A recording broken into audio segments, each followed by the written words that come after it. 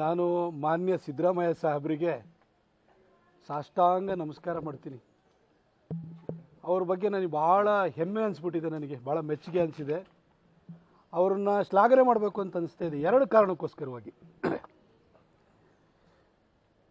ತನ್ನ ಮಗನ ರಾಜಕೀಯ ಭವಿಷ್ಯಕ್ಕೋಸ್ಕರ ತನ್ನ ಮಗನನ್ನು ಮೈಸೂರಿನಲ್ಲಿ ಲೋಕಸಭಾ ಕ್ಷೇತ್ರಕ್ಕೆ ಚುನಾವಣೆಗೆ ನಿಲ್ಲಿಸಿ ಗೆಲ್ಲಿಸೋದಕ್ಕೋಸ್ಕರ ಎಷ್ಟೆಲ್ಲ ಶ್ರಮ ಪಡ್ತಾರೆ, ಯಾರನ್ನು ಬೇಕಾದ್ರೂ ತುಳಿಯೋದಕ್ಕೆ ಹಣಿಲಿಕ್ಕೆ ಪ್ರಯತ್ನ ಮಾಡ್ತಾರೆ.